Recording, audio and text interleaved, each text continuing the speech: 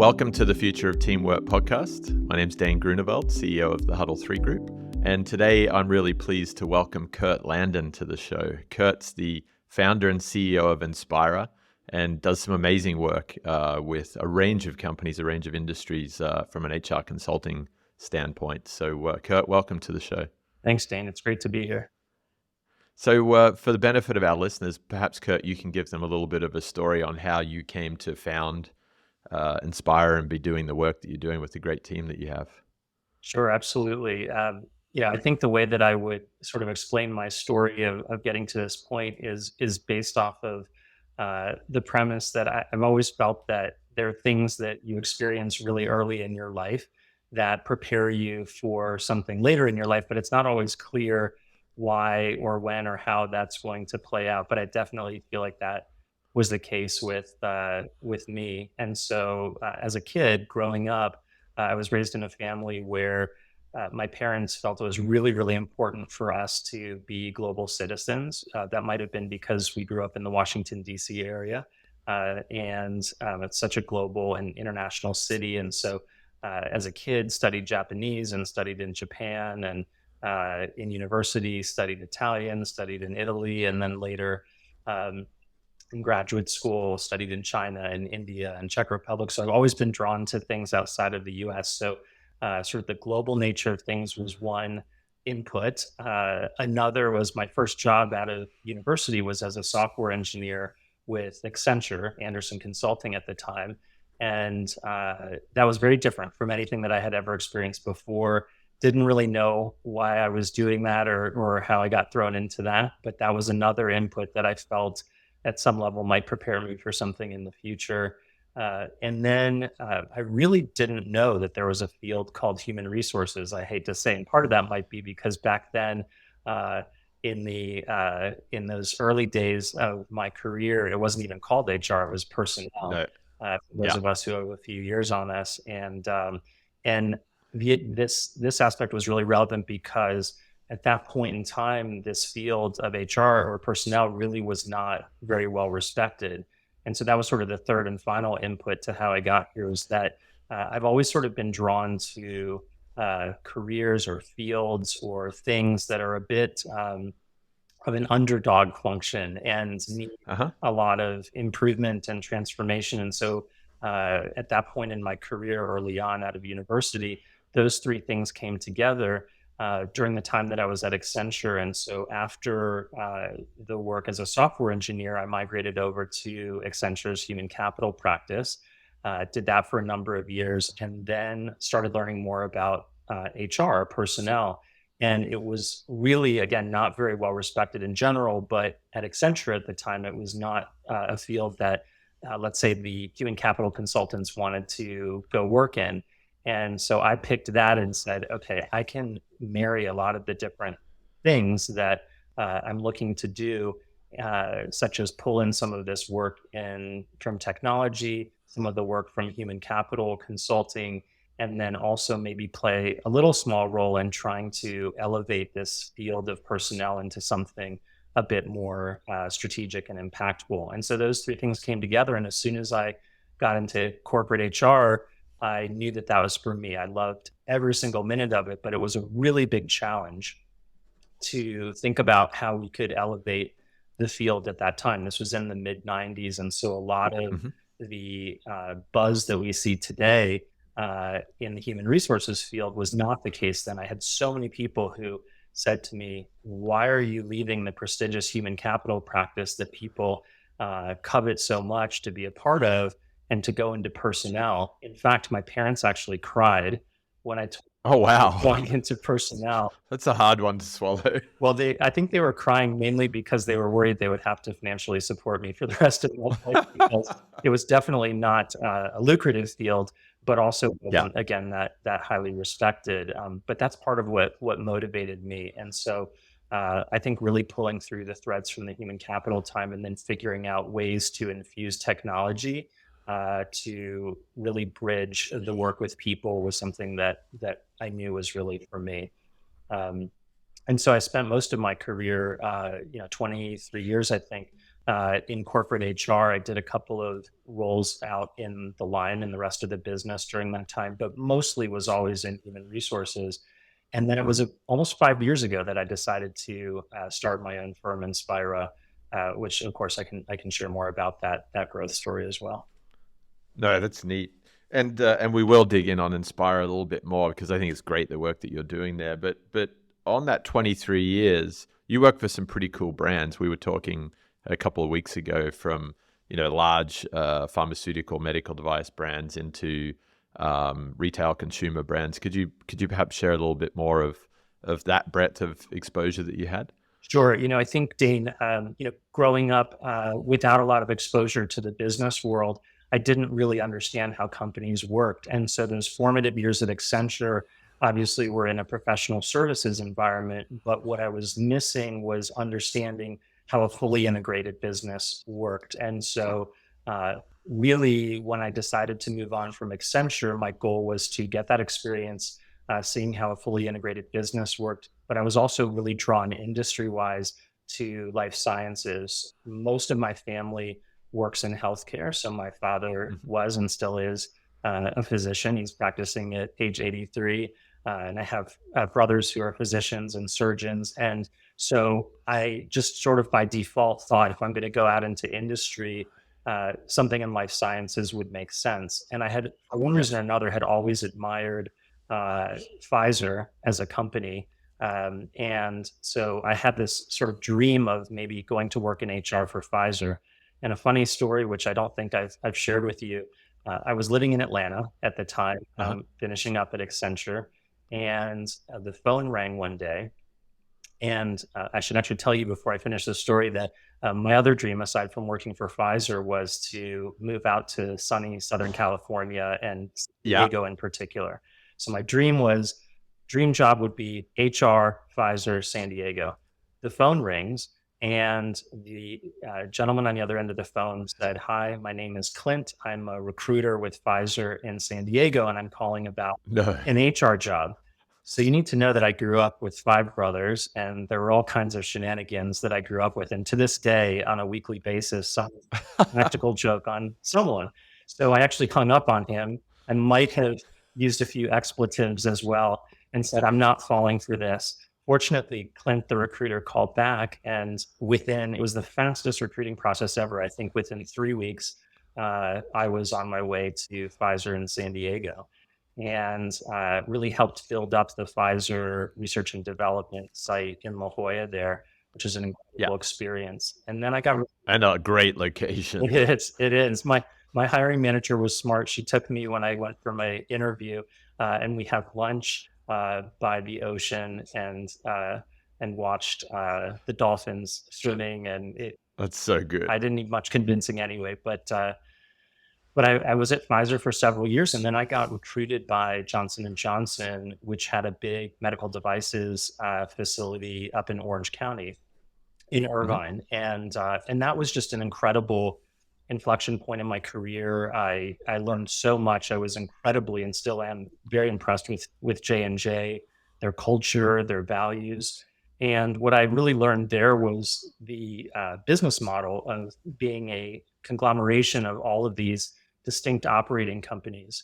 And so, Yeah. one thing that I learned, and I always remind people of now if they mention that I'm sort of a big company person, is that I always had the opportunity to work for smaller entities within some of these large enterprise organizations. So, for example, that R&D site in San Diego for Pfizer, I was not at the mothership in Yeah. the East Coast, and same thing with J&J.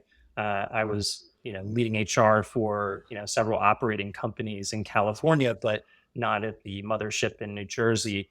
And I think that was sort of the best of both worlds because I learned about how to scale businesses, sort of scrappy startup life, but with Yep. the safety net of the big enterprise behind it. So that was invaluable experience. Again, probably didn't know how that would prepare me for things in the future, but it was doing just that. And right as I finished getting settled into life in Orange County, my boss, who is amazing, Raina Fernandez, who's a chief people officer now, she came to me and said, "I'm going to send you to Brussels, Belgium," because she had remembered when we when I was interviewing with her that I was sort of this citizen of the world and really wanted to live and work overseas.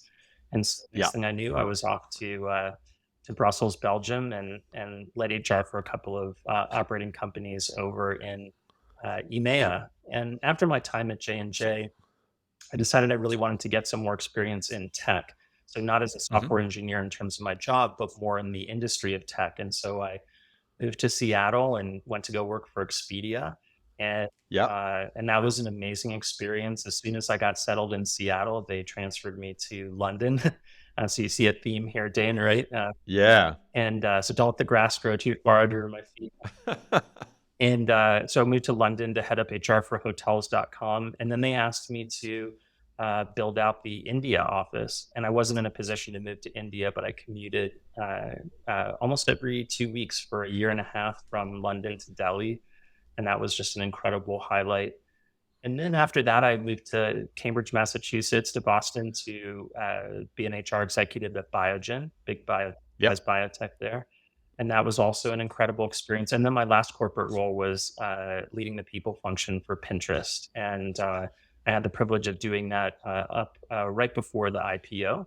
And that was always sort of my dream job, was to be able to get experience being a chief people officer with sort of an iconic household name like Pinterest. And that was an incredible experience. And really, that's when I think I realized all these experiences that we talked about before, the global, the tech, the software engineering, the people aspects kind of came together to prepare me to be in a role like that.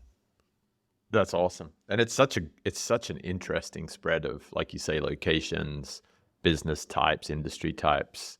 And I think that's the key. I love what you said earlier, which is um, personnel was the underdog. It was kind of doing what you had to do Yeah. to stay in business. And there's a word that you use, which is that HR is having its moment right now, particularly through COVID, where everyone's relied so much on their people departments, their HR departments to help them find way through all of this disruption.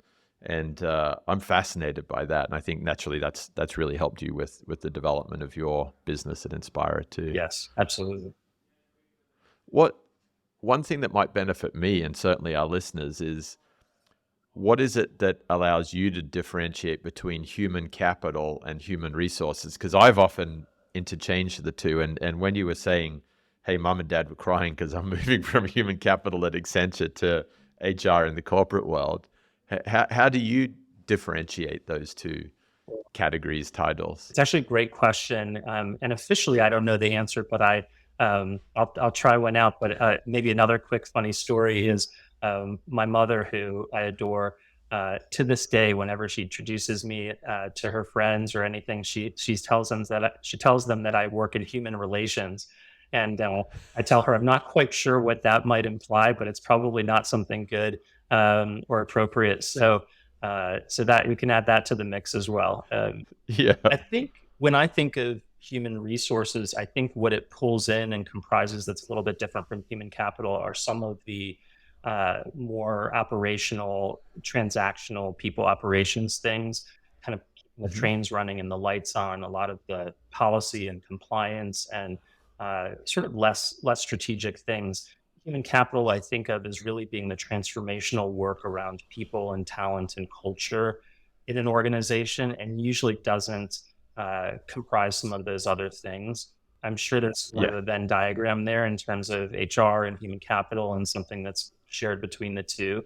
But usually Yeah. when I'm speaking with clients and people who don't work in this space, I usually will just say all the people, talent, and culture related stuff that happens in organizations is what I feel we specialize in.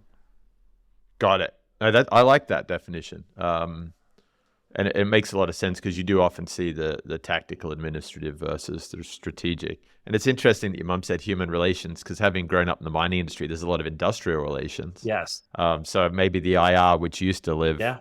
kind of side by side, is kind of informing a little bit of that too. But it is an industry which is so huge. I mean, businesses rely on people, Yes. and yet everyone seems to have their own flavor. It's kind of like marketing. You know, someone says they're in marketing, you don't really know what they do in marketing because it's such a broad field that is probably like human capital, human resources starting to have its day a little bit more in this digital age. That's right. Yeah, I think also Yeah. maybe the term resources has it feels a bit aged at this point, and it Yeah. diminishes the importance of how critical people and talent are to make organizations successful. And so I think some of Yeah. that is sort of the moving away from that. And you see that now with the advent of sort of the taxonomy of head of people and the people function in companies. I think a lot of companies are moving away from using human resources as the name of the function. Yeah, we certainly in our team here with David Bumby and the group renamed as People and Culture. But I've seen a lot of people operations titles out there in the industry too. Yes. And people operations seems to be, you touched on it earlier when you were referencing infusing technology into human capital.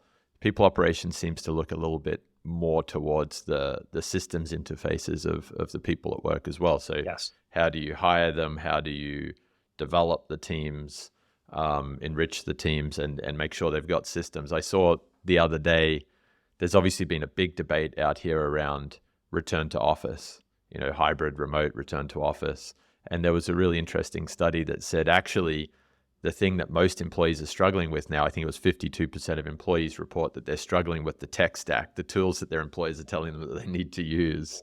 And that's real. It is. It is. Yeah. It can be a bit overwhelming. And who is really the almost technology Sherpa to help these employees navigate that, right? Maybe the Yeah. business opportunity there. Oh, definitely. I mean, because often the people team, the talent team are responsible for training, and then the technology department picks the tools, but how well are those two working together? Right. It's a challenge. Very neat. So let's dig in a little bit deeper on Enspira. So you, as you told me the story, at first it was, hey, I'm in a transition. I'm going to start an LLC. I'm going to go out and do a little bit of consulting, and that's turned into a large team, great customers, a broad range of services. So what was it in those early days that allowed you to see customers pointing you towards there's work that we need to do here, there's value that we can create by really embracing the potential of humans on our team and how we're supporting them to work together? I think it's a great question, Dane, and the answer I think is a bit complex. One aspect is when I was in my in-house human resources roles, there was always some person or people outside of the organization, whether it be an executive coach or an advisor or a mentor or a consultant, who seemed to have the ear of the CEO or the senior executive management team. And there were times where I or my team were saying the exact same thing that the people on the outside were saying, but it seemed that that outside voice carried more weight and had more impact. And I'd be lying if I said that that wasn't frustrating when I was in those in-house roles. And I'd also be lying if I said that wasn't something that intrigued me about what life could be like doing some of this work from the outside. And Mm-hmm. I do think that there is merit to doing this kind of work from the outside because there's an additional level of objectivity that you bring to the table. I remember when I was at Pinterest, for example, advocating for a new titling and leveling scheme for the company. And what I was advocating for would have also, in a way, benefited me because my title would have been elevated. I don't really care about titles, but some people do. Yeah. But that when I was really pushing and advocating for that point of view, I got the sense that my CEO was wondering whether was I pushing for it because it might benefit me. If I was advocating for the same thing from the outside, which I since have many times, no one Yeah. really questions that because it's obvious that you're not going to personally have anything to gain or lose Got in it. that position. And so I found that very interesting. I will say I'm still perplexed as to why it's so significantly different, the level of influence and impact from the outside. I have all kinds of hypotheses, maybe familiarity breeds contempt on the inside. But I've talked with a lot of my colleagues who've experienced something similar when they moved to the outside as a consultant, coach, or advisor. That ability to have more impact and influence, I think, is really fulfilling. And then also Yeah. being able to shape this kind of work across many different industries, sectors, many different clients is both personally fulfilling, but also benefits our clients because we can bring to the table a perspective that's informed by a lot of pattern recognition across hundreds of different organizations, industries, geographies, et cetera. So I think that just Yeah. to the value uh, for the client. So those were some of the things I think that intrigued me about getting into sort of the consulting industry again, but as a founder myself. Uh, Yeah. the other thing I would say is many people expect me to say about how I started my business that I had this grand aspiration, vision, strategy, plan. I had none of those things. And, people who know me well know that I always have a strategy, a plan, a vision. It's just kind of my personality. But I Yeah. didn't actually decide to start a company, which is sort of the big surprise there. I set up an LLC. I was fortunate to have a couple of colleagues who joined me, and we started doing this work just very on a small scale, very organically, and most importantly, with a lot of humility. So, because we didn't take 6 months or a year and plan out how we were going to do this before we entered the market, we just jumped right in. I Yeah. think it would have been really presumptuous to have thought that we knew exactly what the market and our future clients would need without listening to them and talking to them and hearing and experiencing what their pain points were. So it was a very conscious choice to not have that strategy or plan and to really just get to work to learn about these different organizations and listen very intently and then to see where the needs were. And I think that's really served us well because if you asked me 5 years ago if I would have been in the search business or the total rewards business or have an HR technology business, I would have said absolutely not. And now I can't imagine anything different. But that came about because our clients really needed that. Which is really neat. And I want to go a little deeper on that customer led journey because uh, it's come up a lot in how we talk about teams. We had Dr. Ciroli working with us. He continues to work with us about, whether you're product led, marketing led, or finance led, and how the fact is you actually need all three in a healthy tension. Right. So I want to dig in on that.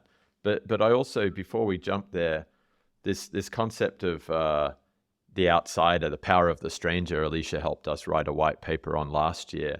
That an outsider can come in and have the ear of the CEO or the executive team and say exactly the same things as what the team's suggesting, but carry more credibility. To me, that's fascinating. I too have some views on it. I mean, the optimist in me believes that people should all play nice, but invariably in a lot of organizations, you see that people don't play nice. They power base, they're defensive, they're protective, they're guarded, and so it almost seems like in this world of work that we live in that people that aren't truly on a team together uh, are always looking for ulterior motives. They're not just weighing up on, on merit, the value of something that someone puts forward. They're always trying to see what might be behind that agenda. And that doesn't seem to be the case for an outsider because that outsider is free of the political landscape and the vested interests of, relying on that company for their salary, their bonus, their social bearing. It's an odd one, isn't it? It is. It is. And I think, part of what's a bit unique about now how we think of team in terms of how we work. Certainly, we have our team at Enspira, and we have engagement Yeah. teams that are deployed to clients. But I made a conscious choice when I founded the firm to anchor our business to human resources leaders and functions and teams if they exist at the client, because we also work with a lot of really early stage startups that don't have that function in place yet. But when they do, in part because of the historical reason I mentioned and the experience I had in house, we wanted to really be an extension of the in-house HR team or people team. And so we see them as a team to us. They see us as an extension of the team, and that's really important because, especially as the HR field has evolved and matured, these are really good people doing really important work, and I've dedicated my life to this Yeah. field. So I would never want to do anything to work for cross purposes with the in-house people team. And so anything we can do to amplify their reach, their impact, and somehow there's a special added piece of value where if we can build off of that external influence and impact that we have, but be able to sort of repurpose that and channel that to the internal team so they can benefit from that, I think everyone wins. And ultimately, the business is better off for it. But that's not Yeah. how a lot of the other firms, I think, are structured. And then what happens is, either intentionally or not, that outside consultancy is really trying to be the hero. They're trying to continue to ingratiate themselves to whomever holds a lot of the power in the organization. And that's just not really what we're about. We just want to do the good work and make sure that that all things people, talent, and culture are thriving in that organization. Yeah, I really like that framing of extension of the team there to champion that people or that HR group.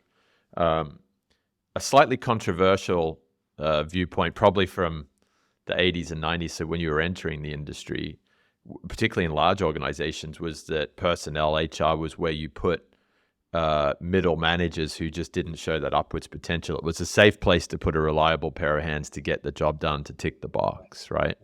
Which is really sad that the industry went through that, because it is a discipline in and of itself where you need passionate people who have huge potential to really drive all of the change. But there are some businesses that still play that way. So if you or the team at Enspira are walking into a business to help extend a people and culture team or an HR team, and you realize that actually the CEO may have just kind of put some steady pairs of hands in there and it's a box ticking exercise, they haven't really put the right people in charge. How do you navigate that dynamic? Is it, oh, we can't work with this company because the team's not ready to work with us, or are you coming in and doing a bit of triage and helping to upgrade the team? Like that's a tricky one if you're going in with this agenda to uplift, and you're kind of walking into some landmines. Well, I think, first of all, I think your comment resonates a lot with me. And I saw that back when I first got into the field back then. And what I observed back then was what you just mentioned. So those middle managers who were sort of very solid B players, or maybe a little bit less than that. And so it's sort of a parking lot of sorts. I also saw people come up through the administrative ranks. So sometimes in a good way. So maybe an executive assistant who had more potential and had exhausted the career path within the EA world, they might put into personnel, or a receptionist or an office manager. And so it's always been, I don't want to say dumping ground because that has a negative connotation, but it's always been a landing spot, maybe we call it that, Yeah, I like that. Better framing. for different types outside of the field. And I think sometimes that's okay because I think, some of those individuals, the receptionist, the office manager, the executive assistant, are incredibly talented people with a lot of potential. And some of them went on to become iconic chief people officers today. And then a lot of people have forgotten that that's where they started their career. Same thing with those middle managers. In some cases, that was really helpful because really understanding the importance of the role of the line manager and the frontline manager is something that's always been important and always been plagued with a lot of challenges. And as I think Yeah. that's a big space that we play in at Enspira, is really trying to maximize people manager capability. So I actually think in some cases, historically, that was beneficial to have people coming from line management into the function, because otherwise you had these, HR people who were trying to build manager capability, but had actually either never been managers themselves or didn't really Yeah. understand what that daily life of a manager was like. And so I remember really learning a lot about people management from some of those people who had been sort of dropped into the field. And then now I think what we're seeing is something I think it's really exciting, is you're seeing very successful A player line leadership talent choosing to join the HR field and become chief people officers or senior HR executives when they could be a chief marketing officer or even a chief financial officer. And we recently had a very provocative and interesting discussion within my firm about this. Is this good? Is it bad? One point of view Hmm. is that admitting failure or the function that we're not producing enough best in class people leaders or human resources leaders so that the talent has to be sourced from the line? Or is it a complement to the function that it's now finally achieved sort of the respect that it deserves, and other functions are choosing to join, just like you see sometimes chief people officers go out into the line and become a line executive. Yeah. Maybe I'm an overly optimistic person, but I choose the latter. That I think it's a sign of respect that the function has really gotten to a place where people want to work in it. Uh, Yeah. and I think is less frequently the case that it's because there isn't enough good talent in the field. That's cool. I'm going to repeat that because I think that's brilliant.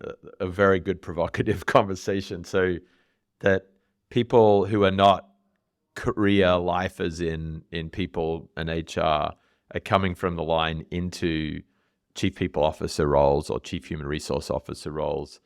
It's not a failure of the function. It's a compliment. It's saying that the importance, the criticality of this role is bringing talent from other disciplines. I think that's a great way to look at it. And you're right. It's natural to kind of initially be defensive. They've not been through what I've been through. They don't have the expertise that I do. But to your earlier point, bringing the wider organizational perspective is key, because you see that in teams a lot. Often the leader doesn't have to be the practitioner. They just need to find the best way to unlock the team of great experts and practitioners and outside consultants. So I think that's really valuable for anyone listening who's at that juncture right now that's thinking, well, how do I put the right C-level leader over people, over HR? That they might well have that great person already existing in their organization. That's right. Yeah, cool. I love that. That's a great share. Thanks, Kurt. I said I was going to come back to being customer-led because I'm fascinated by being customer-led. I think we're at this point in time right now where everyone's more open-minded, that you see more learning, whether it's because people listen to podcasts or they read HBR articles or they have conversations on the train going to work. They're more curious, a lot of leaders.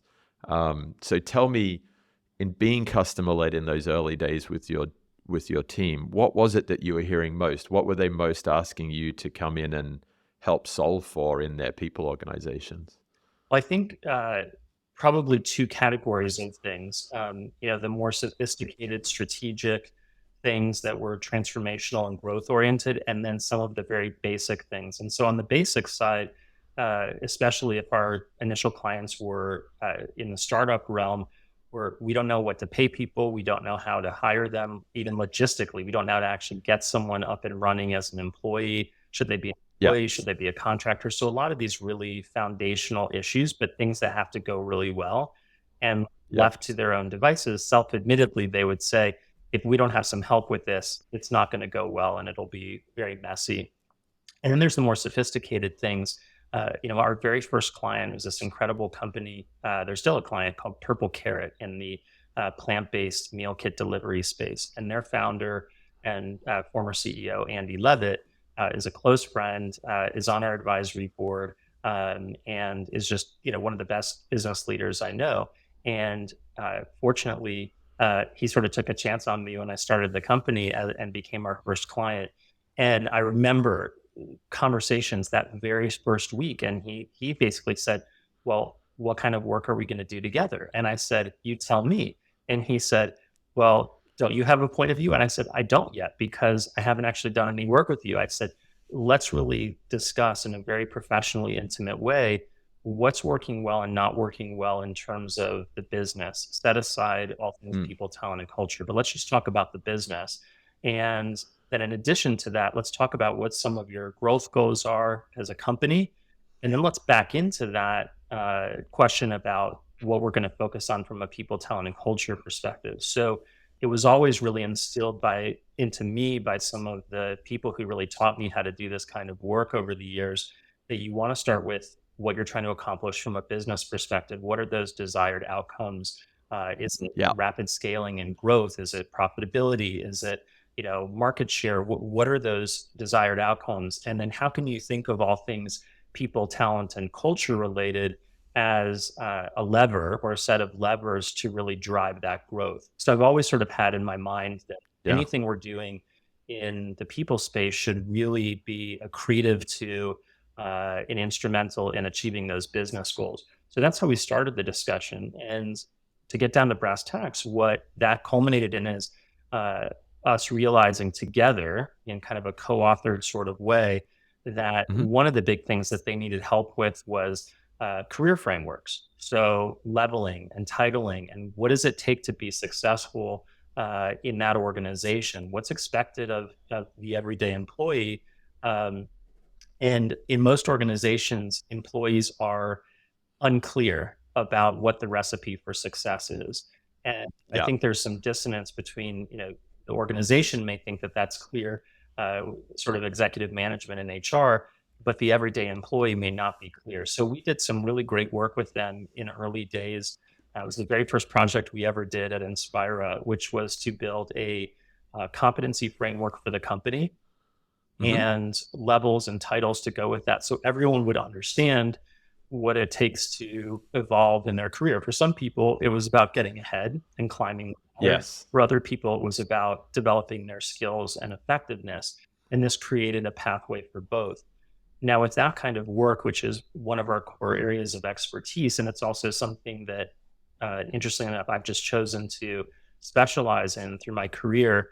Um, we really believe in doing that in a very simplistic, clear, legible way. And for any of the listeners who have had exposure to competency models and career frameworks, sadly, in most organizations, they're way over clubbed. They're so complicated. And so someone Yeah. starts in the organization and they say, here are the 573 things that you need to do well in order to advance and succeed here. No Yeah. one can do that. So what we really have done is tried to do that in a very pragmatic, legible way. So here are the 5 things that you need to be great at, and not 5 things that have, 17 things under each of those 5 things. Yeah. Really five Yeah. things, and in language that everyone understands, and it's very clear. And then what's interesting is usually when you build those types of frameworks, they have about a 2-year shelf life, and then you need to update them because the business has evolved. I was in their offices a couple of months ago and actually saw some of the brochures that we had created. Unfortunately, it wasn't that environmentally friendly, but we created or copy brochures, and Yeah. saw 3 of them in people's desks. This almost 5 years later. Granted, the pages had coffee stains on them, and were curled up, but they're still using it. And so that, as an outside Yeah. consultant, is one of the best compliments you can get. No, that's really neat. And the fact that in fast moving businesses, there's a shelf life's very relevant too. I've been in that with different businesses that I've been fortunate to be a part of where we've had high growth. And you look at the old career matrix and now you look at the new one and you're like, wow, Right.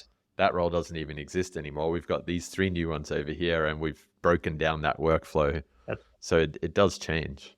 one of Um, the other things about sort of customer-led journey that comes to mind, and I think it's one of the decisions that was a good one in early days, was we don't have a board of directors, but we created an advisory board at the uh-huh. very beginning of this journey.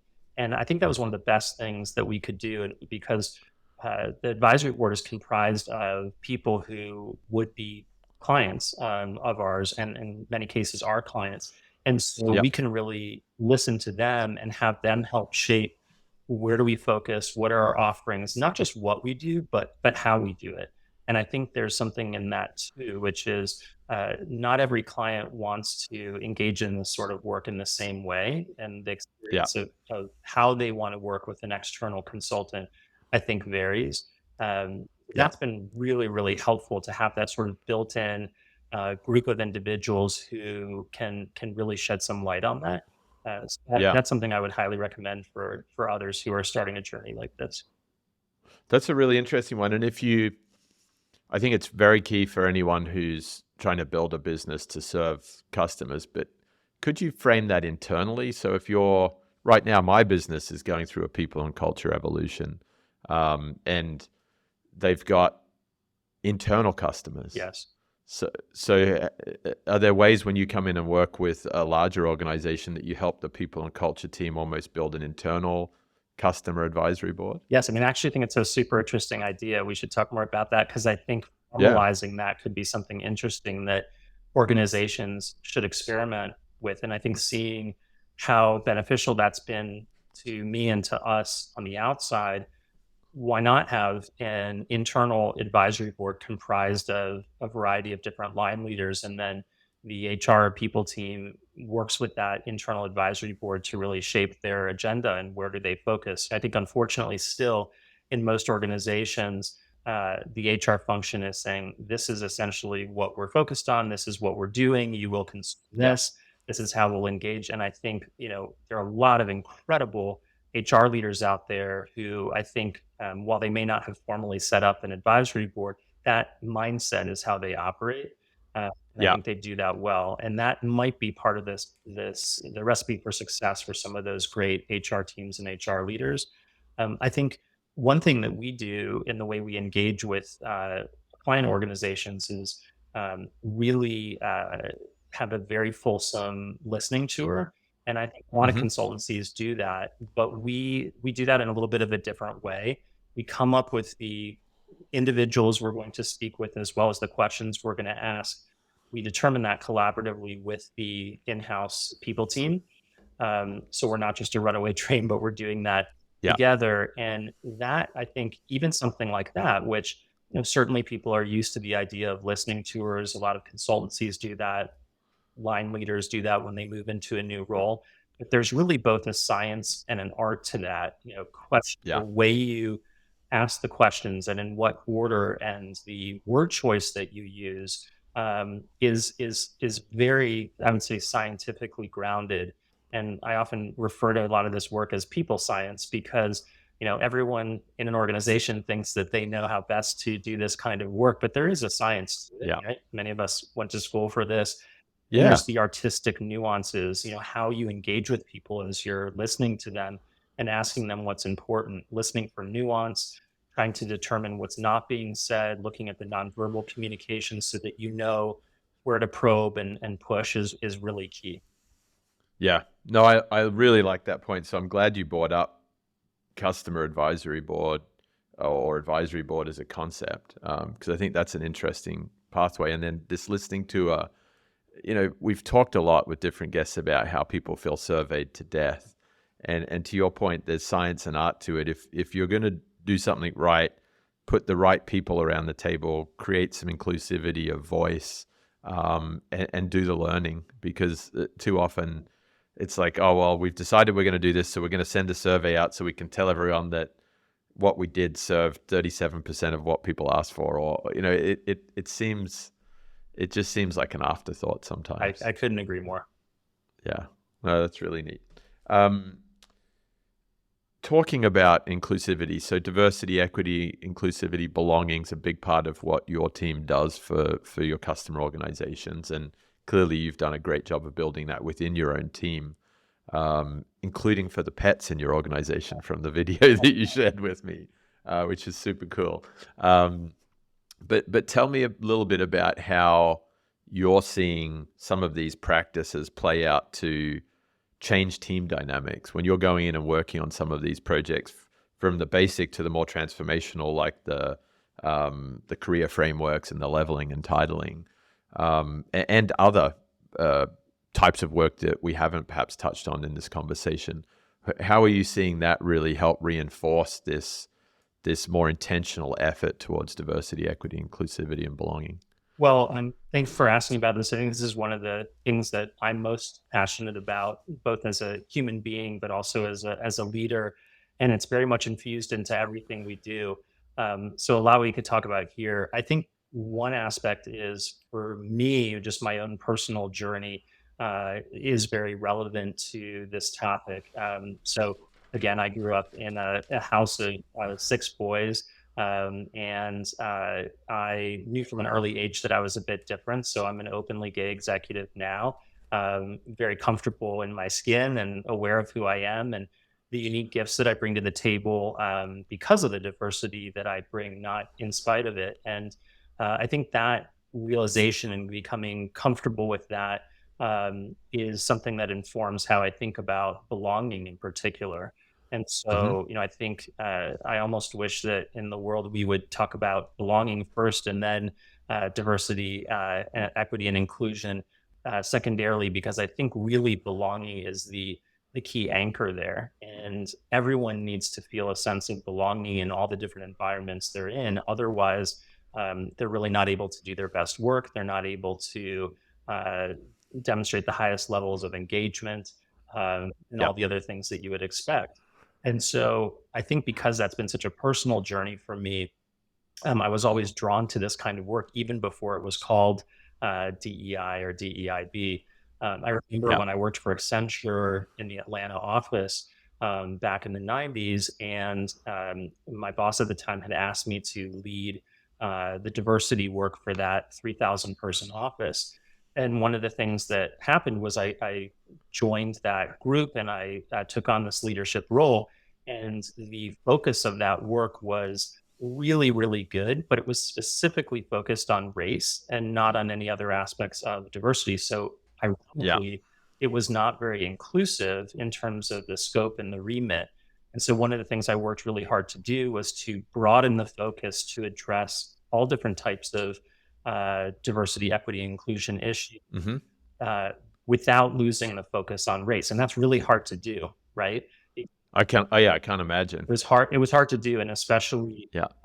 because at that time it was not something where people were used to people talking about their sexual orientation or gender Yeah. identity very openly. So unfortunately, as I came in the room to lead, I think a lot of people said, "Look, on the surface, you're a white male leader coming in to lead this diversity work. What's diverse about you?" So it forced my hand to, I think, come out a lot early Yeah. to share more Yeah. about myself, almost in order to establish credibility for why I deserve to be playing that role, which didn't feel very much like belonging, or Doesn't. inclusive, right?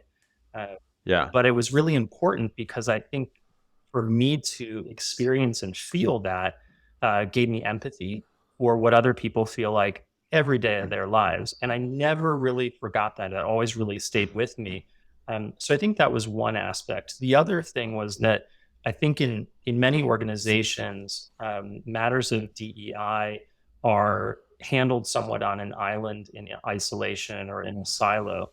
And what I've learned is that this work needs to be infused in everything that an organization does. It can't just be in isolation. And unfortunately, as we've seen a lot of DEI issues come to the forefront in recent years, the, Hmm. the conventional wisdom has been choose a specialist or expert, internally or externally, who all they do is work on DEI, and that's going to be the right way to solve it. I always use healthcare analogies because of my family growing up. But my dad's a gastroenterologist, so you go to the doctor, you have a stomach problem. The conventional wisdom is bring in an expert where all they know is all things around gastroenterology.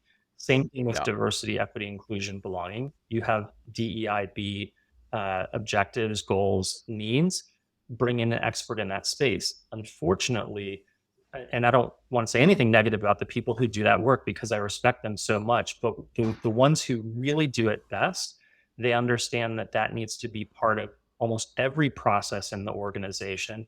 And if you think about Yeah. the human resources field, it has to be infused into talent acquisition, onboarding, talent development, retention, all the things, pay practices. Yeah. It can't be on an island.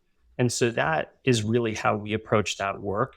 And we're seeing such a need for this work right now. Very sadly, with all the workforce reductions that are happening in the world right now, a Yeah. disproportionate number of chief diversity officers and chief inclusion officers are losing their jobs. And I think that's really disheartening. Why is that? That's the role that seems to be impacted so prevalently, but also first. Does that say something about, is that seen as a luxury position? I hope not, because I think it's one of the most essential ones. And these are really talented people who are having such an impact on those organizations. I Yeah. think that's disturbing. And then when you combine that with the fact that a lot of these workforce reductions just naturally negatively impact underrepresented populations because of bias and things like that. That Yeah. accumulation effect is really concerning. On Yeah. the other side of the coin, that's created more demand for my team to do this kind of work and do it really well because the people who've been doing that work in companies, in some cases, aren't there anymore.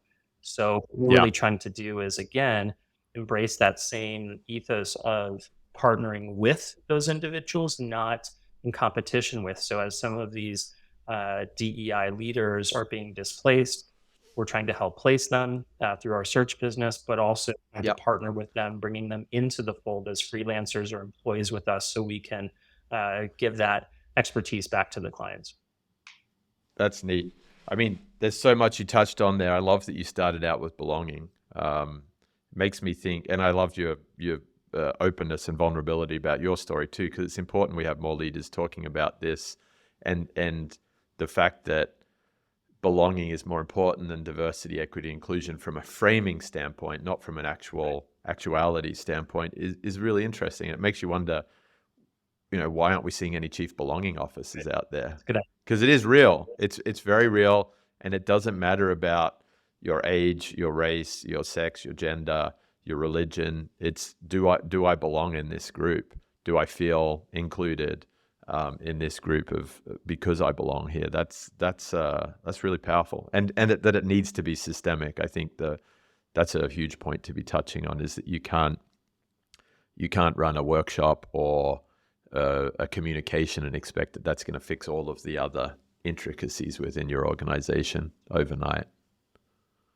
That's very cool. I mean, I feel like we could go and speak for another couple of hours, Kurt, but I see we've already just clicked over the 50-minute mark.